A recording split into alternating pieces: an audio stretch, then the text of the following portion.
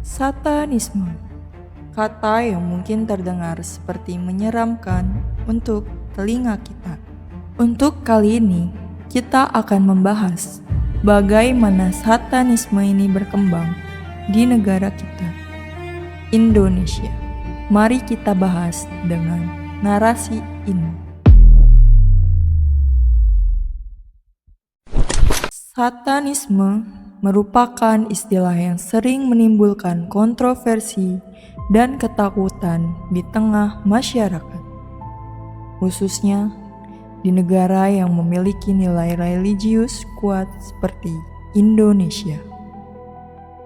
Kata Satanisme sendiri berasal dari kata Satan, yang dalam berbagai tradisi agama dikenal sebagai simbol kejahatan atau perlawanan terhadap Tuhan.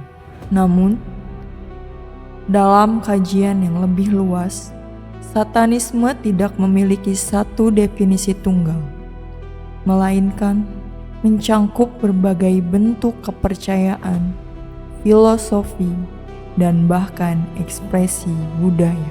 Secara umum, Satanisme dapat dibedakan menjadi dua bentuk utama, yaitu Satanisme teistik dan Satanisme non-teistik atau filosofis. Satanisme teistik adalah aliran yang benar-benar mempercayai keberadaan Satan sebagai makhluk supranatural dan menyembahnya. Aliran ini relatif jarang dan biasanya bersifat tertutup. Sementara itu, Satanisme filosofis lebih dikenal secara global, terutama sejak diperkenalkan oleh Anton LaVey pada tahun 1966 melalui organisasi Church of Satan. Dalam ajaran ini, Satan tidak dipandang sebagai makhluk yang disembah, melainkan sebagai simbol kebebasan individu, ego, rasionalitas, dan penolakan terhadap norma yang dianggap mengekang. Dengan kata lain, Satanisme jenis ini lebih menyerupai filosofi hidup daripada agama dalam arti tradisional. Dalam konteks global, Satanisme sering dikaitkan dengan gerakan kontra budaya atau counterculture, terutama di Barat pada abad ke-20. Gerakan ini muncul sebagai bentuk kritik terhadap nilai-nilai konservatif dan institusi keagamaan yang dianggap terlalu dominan. Oleh karena itu, simbol-simbol seperti pentagram, angka tertentu, atau citra gelap sering digunakan sebagai bentuk ekspresi perlawanan, bukan semata-mata sebagai simbol pemujaan setan. Berbeda dengan negara barat, perkembangan Satanisme di Indonesia sangat terbatas. Indonesia merupakan negara dengan masyarakat yang sangat religius dan memiliki pengakuan resmi terhadap agama-agama tertentu. Dalam konteks ini, Satanisme tidak termasuk dalam agama yang diakui dan memiliki ruang untuk berkembang secara terbuka. Tidak ada organisasi resmi Satanisme yang beroperasi secara legal dan terstruktur di Indonesia. Jika pun ada individu atau kelompok kecil yang tertarik pada Satanisme, mereka cenderung bersifat tertutup dan tidak menampilkan identitasnya secara publik. Fenomena yang sering disebut sebagai Satanisme di Indonesia sebenarnya lebih banyak berkaitan dengan persepsi masyarakat daripada realita yang ada. Banyak kasus yang dikaitkan dengan Satanisme sebenarnya merupakan hasil interpretasi terhadap simbol, gaya hidup, atau aktivitas tertentu. Misalnya, dalam dunia musik, khususnya genre metal atau rock, sering ditemukan penggunaan simbol-simbol yang dianggap gelap atau menyeramkan. Hal ini kemudian menimbulkan anggapan bahwa para penggemar atau pelaku dalam subkultur tersebut terlibat dalam praktek satanisme. Padahal dalam banyak kasus, simbol-simbol tersebut digunakan sebagai bagian dari ekspresi seni dan tidak memiliki makna religius yang literal.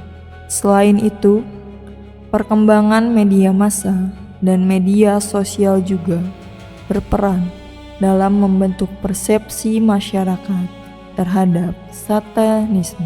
Berita atau informasi yang sensasional seringkali memperkuat stigma bahwa satanisme identik dengan kekerasan, ritual gelap, atau tindakan kriminal. Akibatnya, masyarakat menjadi lebih mudah mengaitkan peristiwa yang tidak biasa dengan satanisme, meskipun tidak ada bukti yang kuat. Dalam beberapa kasus, isu satanisme bahkan muncul sebagai bentuk kepanikan moral atau moral panic, yaitu kondisi di mana masyarakat merasa terancam oleh sesuatu yang sebenarnya belum tentu nyata atau berlebihan dalam pemberitaan. Dari sisi sosial budaya, penolakan terhadap satanisme di Indonesia sangat kuat. Hal ini tidak terlepas dari nilai-nilai agama yang menjadi dasar kehidupan masyarakat. Hampir semua agama yang dianut di Indonesia memiliki konsep tentang setan sebagai sesuatu yang harus dijauhi. Oleh karena itu, segala sesuatu yang dikaitkan dengan setan secara otomatis dianggap negatif. Kondisi ini membuat satanisme sulit diterima, bahkan dalam bentuk filosofi sekalipun.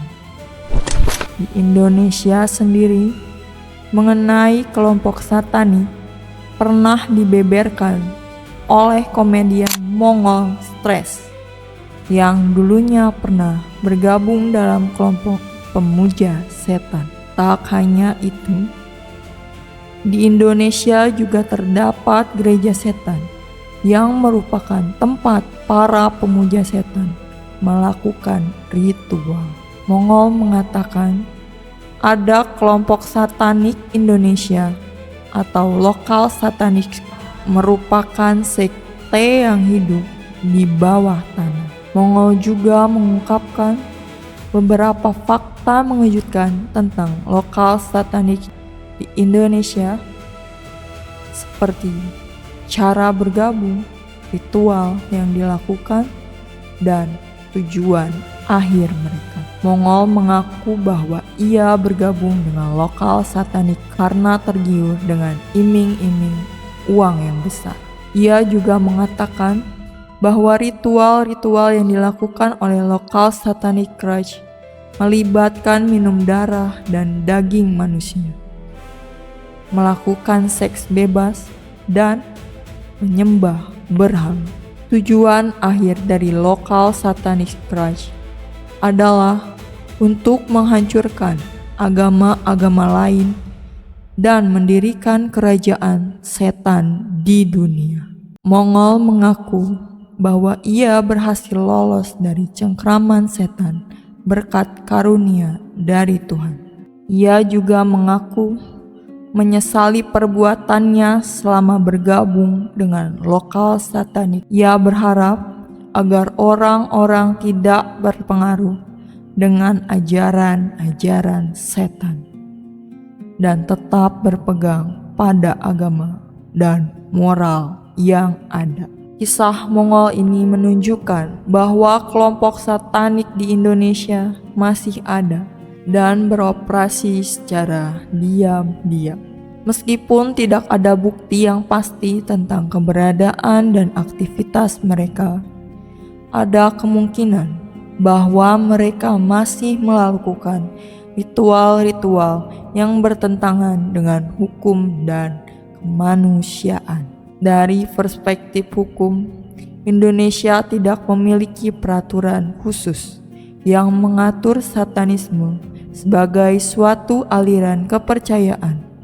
Namun, jika suatu tindakan yang dikaitkan dengan satanisme melanggar hukum, seperti kekerasan, penipuan, atau penodaan agama, maka pelaku tetap dapat diproses berdasarkan hukum yang berlaku. Selain itu, norma sosial yang kuat juga menjadi kontrol tersendiri, di mana masyarakat cenderung memberikan tekanan terhadap individu atau kelompok yang dianggap menyimpang dari nilai yang dianut bersama.